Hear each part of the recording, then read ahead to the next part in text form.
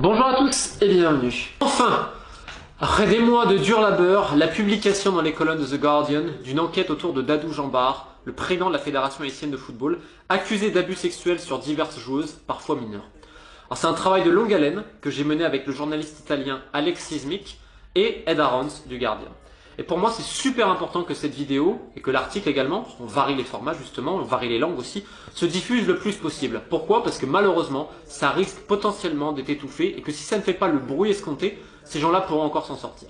Alors The Guardian, évidemment, pour ceux qui se souviennent, c'est eux qui avaient sorti l'affaire autour de l'ancien président de la fédération afghane de football, qui abusait également sexuellement de ses joueuses, et au final, ce monsieur n'est plus là. Évidemment, pour Haïti, on va essayer d'aller plus loin, parce que c'est le début d'une longue bataille, d'un long combat. Aujourd'hui, j'espère que des associations, des ONG et plein d'autres personnes diront stop et vont pouvoir agir pour les victimes et leurs familles. Je vais rappeler un petit peu les faits. Donc la plupart des viols surgissent dans le centre FIFA Goal de la Croix-des-Bouquets, donc à côté, pas très loin, de Port-au-Prince, la capitale de Haïti. Ce centre FIFA Goal a été formé et financé par la FIFA afin justement de doter Haïti de structures de formation afin d'aider les jeunes garçons et les jeunes filles à devenir des joueurs professionnels. Alors je vais taire ici et là les divers abus, les divers détournements d'argent, on parle de centaines et des centaines de milliers d'euros, et le fait que les gamins et les gamines dorment à 10 par chambre dans 100 draps, visiblement les draps coûtent très cher en Haïti, et qu'ils mangent une nourriture absolument infâme et boivent de l'eau presque croupie, c'est-à-dire que l'eau et la nourriture que les joueuses et les joueurs boivent, les gamins, vous rassure, les patrons de la fédération, ils boivent pas la même eau, ils mangent pas la même nourriture. On peut aussi s'interroger sur le fait que les gamins n'ont pas de suivi médicaux, mais que les présidents, les dirigeants de la Fédé, eux, en ont un. Bon, ça doit être un heureux hasard, encore une fois. Bref, je ne vais pas parler de ça, je vais surtout parler du fait qu'il y a des viols dans ce centre. Il y a énormément de viols, parce qu'il y a une personne, en l'occurrence, celle qui réveille et qui va coucher les joueuses, notamment, des fois va les voir. On parle de joueuses qui viennent très pauvres, parce que l'histoire du football haïtien, c'est l'histoire d'un pays qui est pauvre aussi. C'est-à-dire que beaucoup sont aussi orphelines ou orphelins. Parce que je vous rassure qu'il y a aussi des viols sur des jeunes garçons, on aura le temps d'y revenir aussi plus tard. Et donc, en fait, ces gamines-là, ça leur donne un toit, et même si c'est pas génial, c'est toujours mieux que la rue.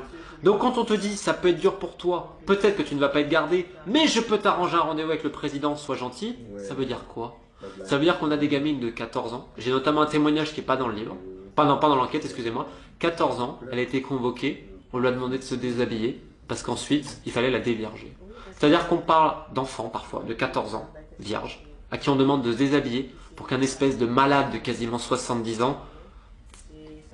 Et j'ai même pas la force de dire après ce qui se passe. J'ai même pas pu lui demander plus. Et je ne parle à d'autres victimes, des familles, etc. Parce que je peux pas. Je peux pas imaginer ce que c'est des enfants de 14-15 ans. Alors attention, les viols concernent aussi des joueuses plus âgées, parfois qui sont majeures de 18-20 ans. Il y en a certaines qui ont dû avorter, tandis que d'autres, à 16-17 ans, ont été enceintes. Elles n'ont pas avorté, sauf qu'une femme enceinte, évidemment, elle peut plus jouer au foot, donc on la dégage. La plupart, elles terminent dans la rue, dans la prostitution, dans la drogue. Certaines meurent à 20-25 ans. Tandis que les jeunes garçons, ceux qui sortent du centre, parfois, c'est la drogue, c'est les armes, c'est le banditisme, et c'est aussi la mort, parfois avant 25 ans. C'est pas un centre de football, c'est un centre de la mort, le centre FIFA Goal de la Croix-des-Bouquets. Et c'est d'ailleurs marrant parce que toujours Dadou, donc le président de la Fédération haïtienne, nous dit les étrangers sont les bienvenus, etc. Ils sont tellement bienvenus que lors des dernières élections, en février, si je ne dis pas de bêtises, pour la présidence, des élections d'ailleurs plutôt illégales, puisqu'il n'y avait pas d'opposants et tout, j'en avais d'ailleurs largement parlé dans une première vidéo sur les mots du football haïtien. Bizarrement, c'est bizarre, on a interdit l'accès aux gens de la FIFA. Je sais pas, il y avait peut-être quelque chose à cacher. Alors là, depuis qu'ils sont au courant, parce qu'ils ont obtenu un droit de réponse, etc., et ça a mis du temps à être publié, il y a eu des pressions ici et là, je vous le rassure, ils essayent de mettre un coup de pinceau, ils essayent de nettoyer le bordel qu'ils ont créé. Mais tu pourras jamais réparer le fait qu'il y a plus de centaines de victimes. On parle de centaines de victimes et plein d'autres choses. Et il y a d'autres crimes, d'autres choses absolument abominables qui dépassent évidemment le crime sexuel qui seront expliqués bientôt. C'est que le début des hostilités, un grand merci au peuple haïtien, un grand merci aux victimes, aux familles pour leur confiance, parce que ça n'a pas été facile, vous vous doutez bien. Moi, je vais essayer d'aller le plus loin possible, sachant que je n'ai aucune confiance dans la FIFA, qui n'a dit absolument rien. Et je vais me prouver d'ailleurs les mails que je leur ai envoyés, parce que je n'ai absolument rien à cacher. Et je pense que c'est important vis-à-vis des gens d'être transparents.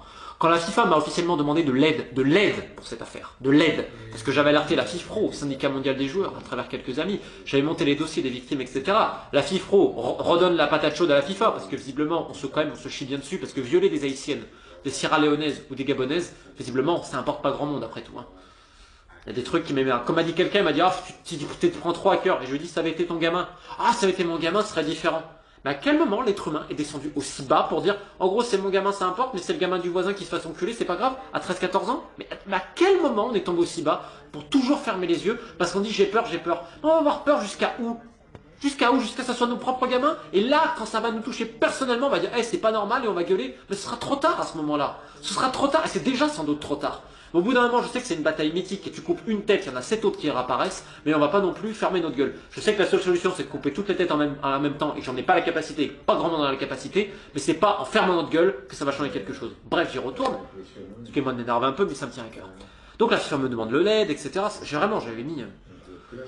J'avais puisé le combat. Et donc, je dis ok, pas de problème, on peut préparer des conférences et tout. Le lendemain, une personne de la FIFA, dont je vais taire le nom, mais elle est importante, et les gens de la FIFA savent de qui il s'agit, appelle en Haïti la fédération, notamment le secrétaire général et le président, pour leur proposer de l'aide.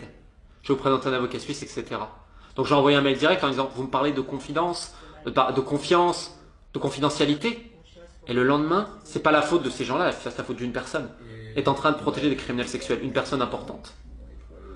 J'étais tellement énervé, donc je leur ai remis ce qu'ils m'ont relancé, la FIFA, mais en aucun cas je ne peux travailler et collaborer avec la FIFA tant que cette personne sera là, parce que c'est beaucoup trop dangereux pour les victimes et leurs familles. J'ai la responsabilité de ces gens-là aujourd'hui, parce que leur dernier espoir c'était la FIFA qui les a trahis et qui a laissé faire un criminel sexuel et d'autres prédateurs sexuels en liberté depuis des années. C'est pour ça que tous les gens qui peuvent aider sur ce sujet-là, je sais pas exactement, je pense que Save the Children sera intéressé, peut-être l'UNICEF et tant d'autres, il est temps d'agir. Ces gens-là, leur place, elle n'est pas en liberté, elle est en prison. Je le répète, ils sont nombreux.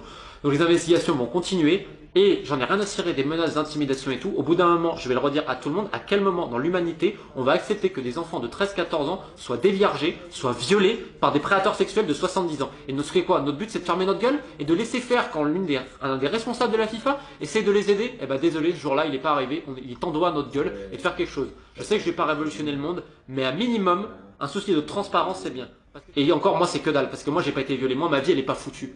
La vie de ces gamines elle est foutue à cause de gens comme ça. J'aimerais bien que vous réfléchissiez, juste un truc, mettez l'image, 14 ans, votre gamine, on lui dit déshabille-toi, et l'autre il va la violer. Vous faites quoi? Haïti, le combat continue, on libérera le football haïtien un jour, et ce sera grâce à vous. Allez, j'en ai assez dit.